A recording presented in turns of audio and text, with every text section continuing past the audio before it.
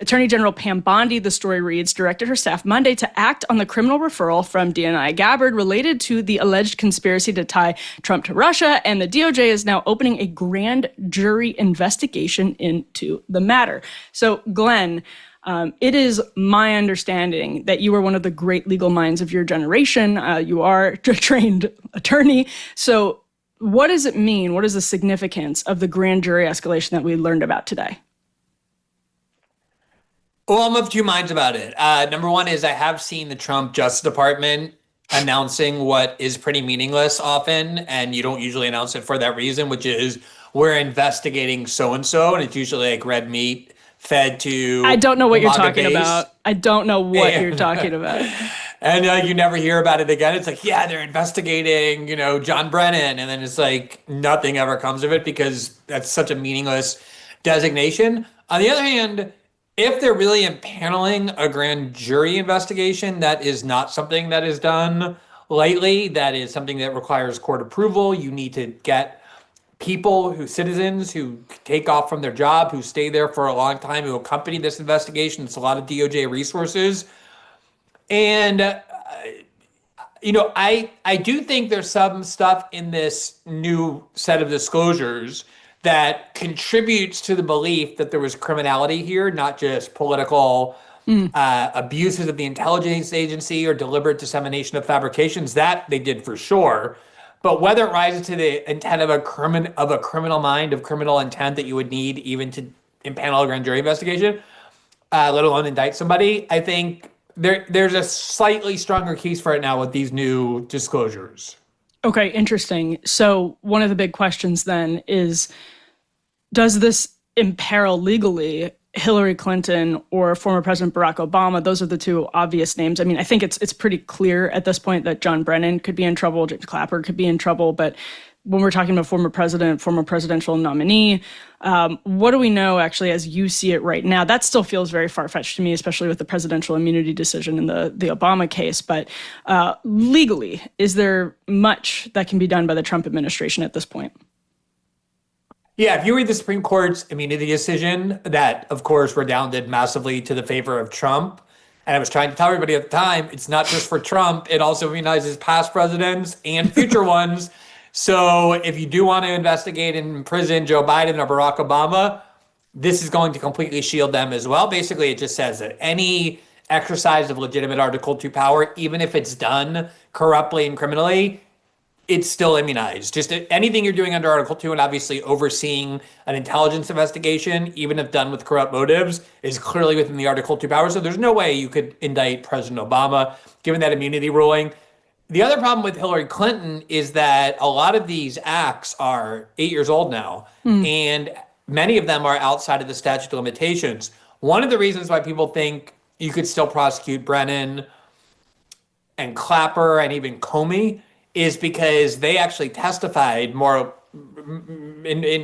more recently and made some statements that are quite clearly false. The way the New York Times describes it is these newest disclosures complicate Brennan's narrative. That's such a nice way to have your lies described by the New York Times. It complicates the narrative. And another article called it, these are some messy disclosures.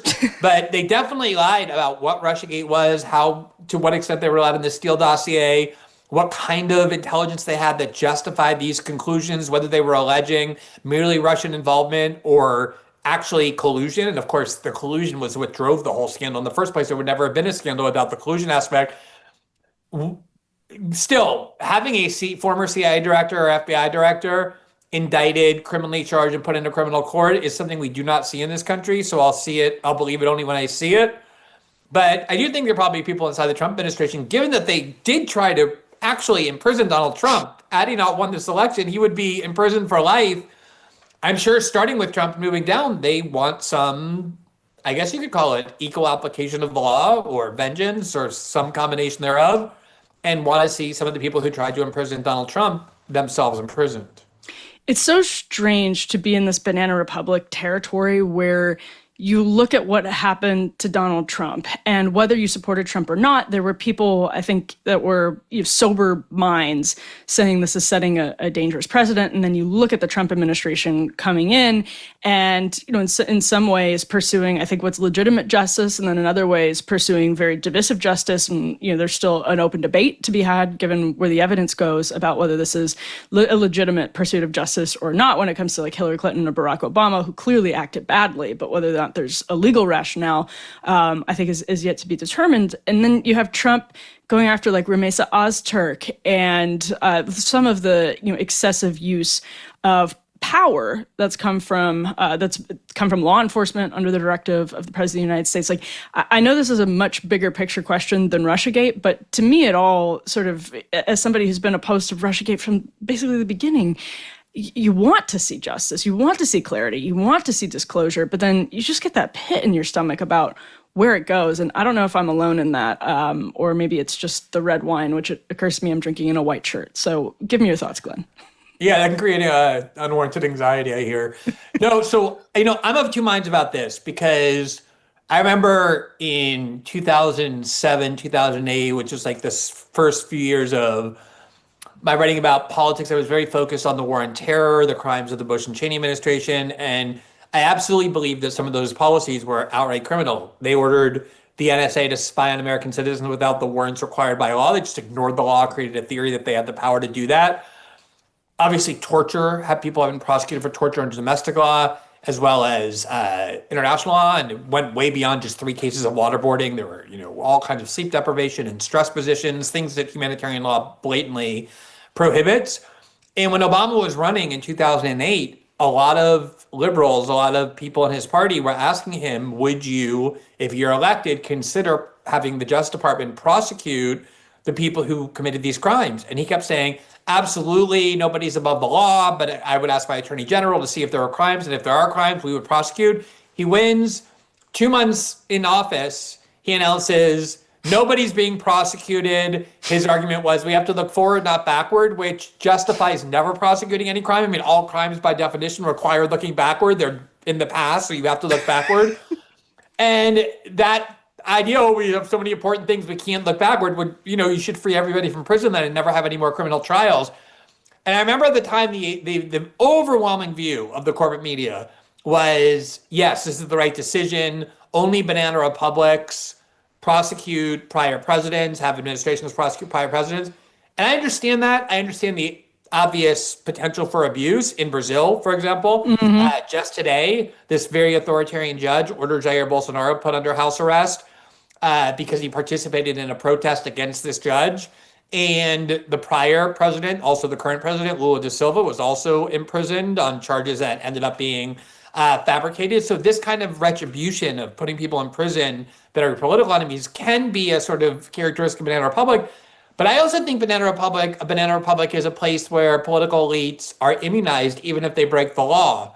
So the idea that, well, because it creates a little bit of danger or potential for retribution, that someone like John Brennan or James Clapper or even Hillary Clinton should be able to break the law, and we're just going to say they're immunized, it's too turbulent to hold them accountable. That was the Gerald Ford argument for not prosecuting Richard Nixon, but instead pardoning him, which was like, we have to move forward. So you create this kind of immunity that all political elites know they enjoy, and they can violate the law with impunity. And that also is a kind of Banana Republic. But like I said, threatening with Trump with prosecution in 4 separate jurisdictions, 2 state and 2 federal, and on all 4, in my view, were frivolous grounds. RICO. It was I mean, and like, a president has classified documents. A president is the only arbiter on what's classified or not. He could have just said, I hereby magically disclassified them, and they would have all been declassified. And the idea that a president of all people can't have classified material.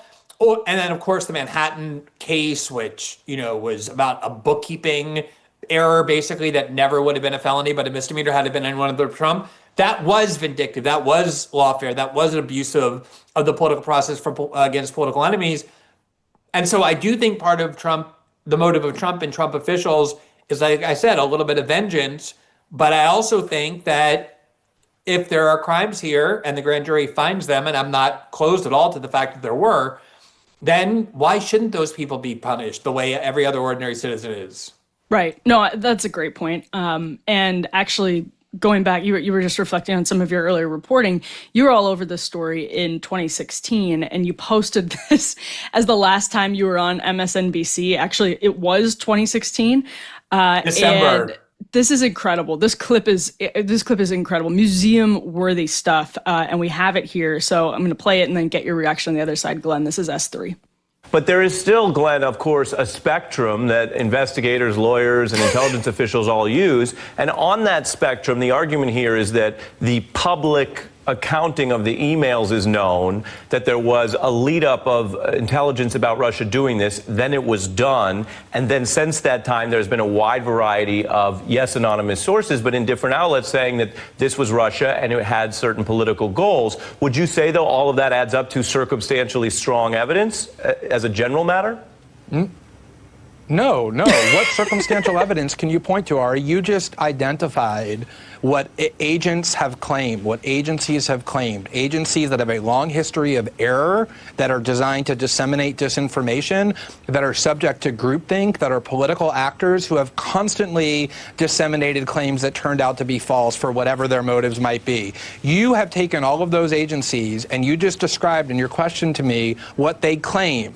What evidence is there, definitive, circumstantial, or otherwise, that they have presented that suggests that the Russian government is behind these leaks? There is none. What is the evidence? Right. No, I mean, I'm asking you the question. I think the background is what they predicted and then the fact that the emails were released. But he was asking you the question, Glenn, and there was nothing leading about the question. Of course, Ari Melber went on to totally ignore everything you just said for the better part of the last decade and cover Russiagate with a lot of the hysteria that characterized MSNBC like 24/7 for, again, the better part of a decade. So, Glenn, I have to ask, tell us a little bit about, I mean, my memory is that you were like regularly on MSNBC during Bush-Obama years, or I'm sorry, during Obama years in particular.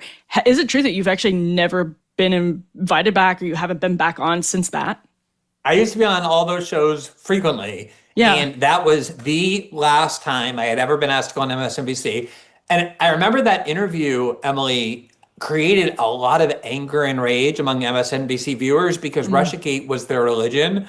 They didn't allow anyone on MSNBC to question it, to challenge it, to call it into question or dispute it.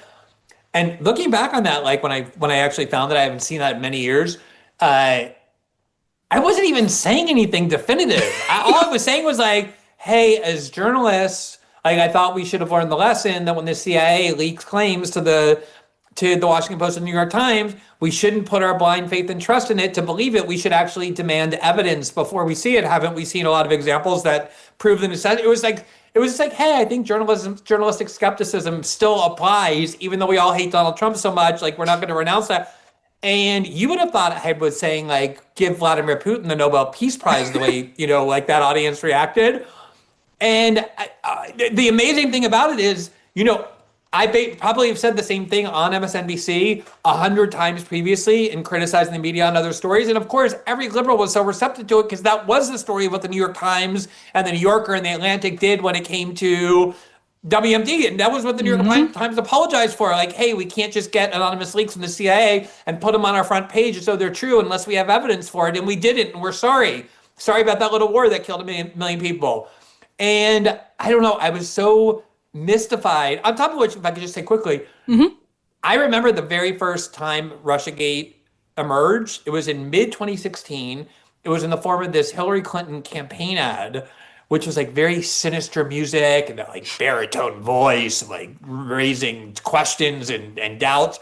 And they were like, what do Donald Trump and the Kremlin have going on in secret? I was just like, this is the McCarthyite script. Like, it's like you just went to the basement of the CIA. There's like old crusty papers there, probably like the corners of the paper are like crumbly. And you got that script and you're like, hey, it's been a long time. It's been like 70 years. Probably nobody remembers this anymore. And I was like, the Russians and Trump, why would the Russians need Trump and the Trump campaign to hack into?